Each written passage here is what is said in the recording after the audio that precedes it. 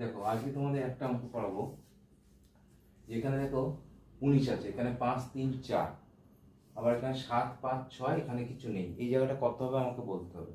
এখানে 6 4 5, এখানে হচ্ছে 29। তাহলে কিভাবে বের করবো, এইটা কিভাবে বার করতে হয়?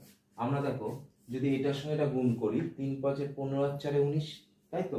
তাহলে 5 ইন্টু 3 প্লাস 4, তাহলে 19 আসে। ঠিক একই প্রসেসে এটার সঙ্গে এটা গুণ করি, 6 ইন্টু 4 প্লাস 5, তাহলে কত আসে? 29। 4 6 24 আর 5 29।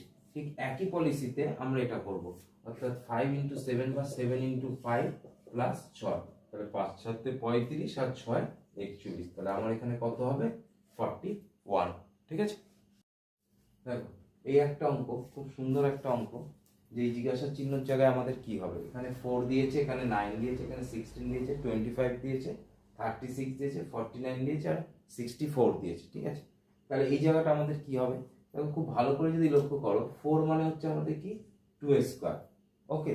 9 মানে কি 3 স্কয়ার, 16 মানে কি 4 স্কয়ার, 25 মানে কি 5 স্কয়ার, 36 মানে 6 স্কয়ার, 49 মানে 7 স্কয়ার, 64 মানে 8 স্কয়ার। তাহলে দেখো প্রত্যেকটা একটা সিকোয়েন্স অনুযায়ী আসছে, 2 স্কয়ার, 3 স্কয়ার, 4 স্কয়ার, 5 স্কয়ার, 6 7 8, তাহলে এটা কি হবে? 9 স্কয়ার। 9 স্কয়ার মানে কি 81। ওকে, ঠিক আছে, পারা যাবে।